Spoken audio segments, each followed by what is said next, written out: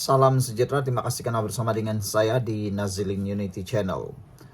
Baru-baru ini Hadi Awang menyatakan tidak move on lagi di dalam PRK Air Kuning. Sehingga beliau menyatakan sebab UMNO Barisan Nasional menang di sana. Dengan mengaitkan pula dengan DAP atau meratib sekali lagi tentang DAP. Tak habis-habis tentang DAP. Hari ini apabila Dr. Ashraf Wazdi Dusuki diberikan peluang untuk memberikan komen terhadap dakwaan Haji Hadi Awang yang mengatakan UMNO menyucikan DAP. Ini jawapan Dr. Ashraf Wazdi Dusuki apabila ditanya apa komen beliau terhadap dakwaan Haji Hadi Awang yang menyatakan UMNO mensucikan DAP. Kata Dr. Ashraf Wazdi Dusuki, malas sebenarnya beliau nak komen terhadap fitnah yang tidak berasas seperti itu. Yang pasti, kata Dr. Ashraf Wazdi Dusuki, UMNO tidak pernah keluarkan sebarang fatwa mewajibkan ahli UMNO menyokong DAP. UMNO juga tidak pernah membenarkan ahlinya solat di depan pejabat DAP sebagai tanda sokongan. UMNO juga tidak pernah menobatkan mana-mana pemimpin DAP setinggi makam Khalifah Umar Abdul Aziz. UMNO juga tidak pernah mengangkat bendera DAP. UMNO juga tidak pernah sedikit pun mengurang atau merubah dasar perjuangan hanya untuk memenuhi kehendak DAP. Dulu ada parti yang sanggup ubah dasar negara Islam kepada negara berkebajikan. Siap tanda tangan perjanjian lagi, kata Dr. Ashraf Wazdi Dusuki. UMNO tidak juga pernah membenarkan ahlinya bergolek atas jalan raya membantah KDYMM Tuanku Sultan Perak untuk pertahankan kerajaan DAP. Malah, UMNO juga mempertahankan dasar Islam, kedudukan Melayu Bumi Putra dan Raja-Raja Melayu dengan mewajibkan semua pemimpin 18 parti termasuk DAP menandatangani perjanjian. UMNO juga bantah dan DAP akur apabila pemimpin DAP yaitu YB Ngekohem mencadangkan wakil bukan Islam dalam jawatan kuasa mengkaji undang-undang syariah. UMNO juga bantah dan DAP tarik balik cadangan YB Ngakorming untuk menjadikan Kampung Baharu sebagai tapak warisan UNESCO yang bertentangan dengan perkara 153 kedudukan istimewa orang Melayu dan penduduk asal. Tidak ada satu dasar manapun atau mahupun polisi berkaitan Islam maupun agenda Melayu Bumi Putra yang sepanjang 3 tahun Kerajaan Perpaduan Madani dibentuk. Dengan tanda pagar menulis UMNO Pertahan Islam Melayu Raja, tanda pagar tradisi membela rakyat, tanda pagar UMNO, tanda pagar hidupku milik ummah. Itulah jawapan daripada Dr. Ashraf Wazdi Dusuki apabila ditanya tentang dakwaan Haji Hadi Awang yang menyatakan UMNO mensucikan DAP.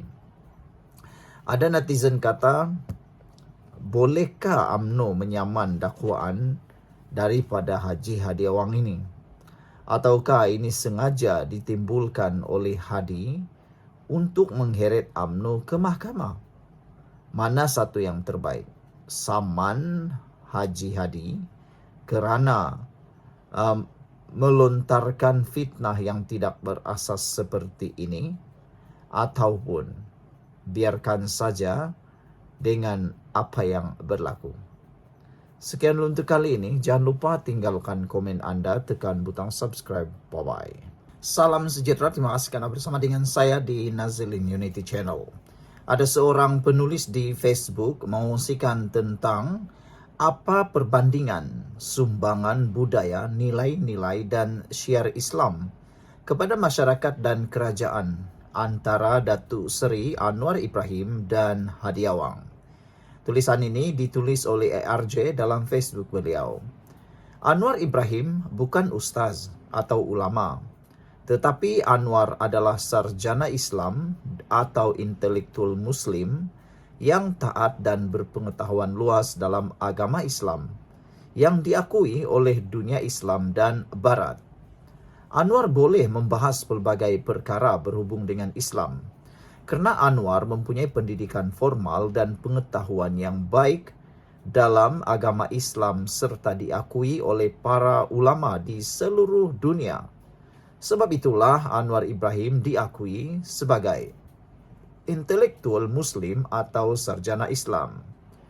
Dalam budaya dan nilai-nilai Islam, nombor 1, Anwar Ibrahim adalah pemimpin yang bertanggungjawab membawa budaya, nilai-nilai dan syiar Islam ke dalam masyarakat, UMNO dan kerajaan sehingga hari ini.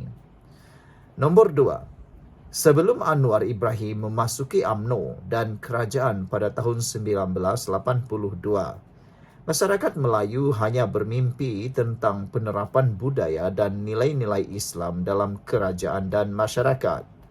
Nombor 3, sebaik Anwar Ibrahim memasuki UMNO dan kerajaan dan UMNO mulai menerapkan budaya dan nilai-nilai Islam dalam pentadbiran.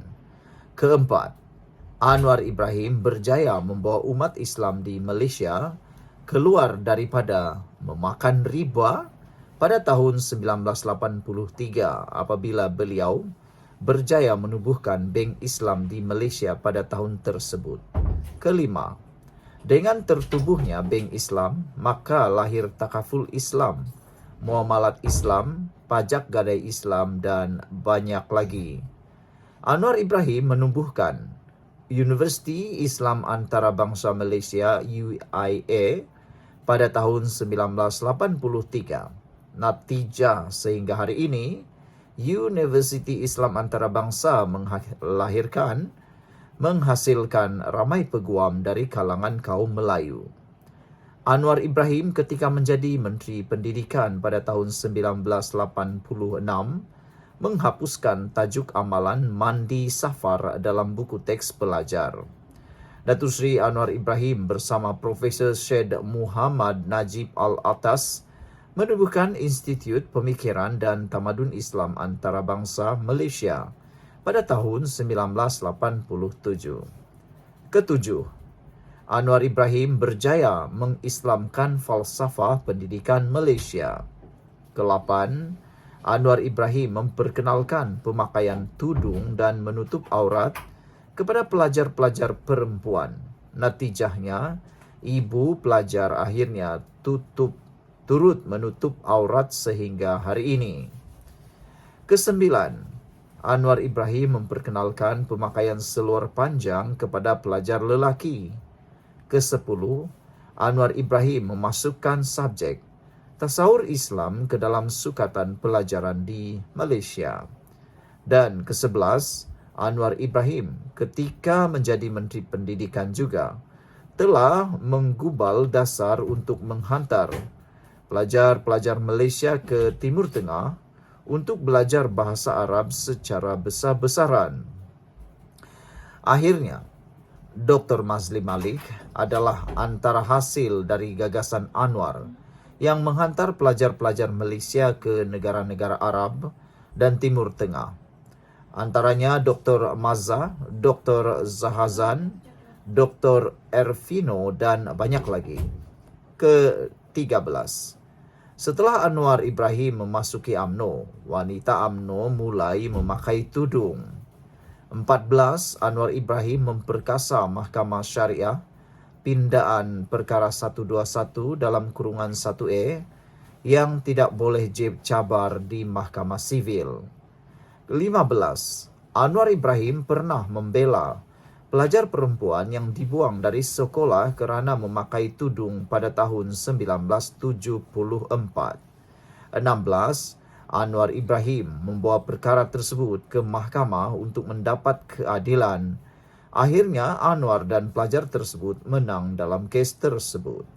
Ke-17, Kerajaan Perpaduan sekarang menerima dan melaksanakan idealisme Anwar Ibrahim, menerapkan budaya dan nilai-nilai Islam ke dalam pentadbiran kerajaan menerusi maqasid syariah dengan pendekatan Madani.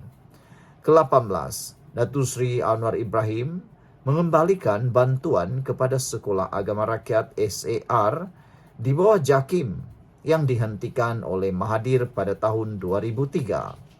19. Terkini, Perdana Menteri yang ke-10 Anwar Ibrahim memasukkan hadis 40 Imam Nawawi ke dalam Sukatan Pelajaran dan Pendidikan di Malaysia.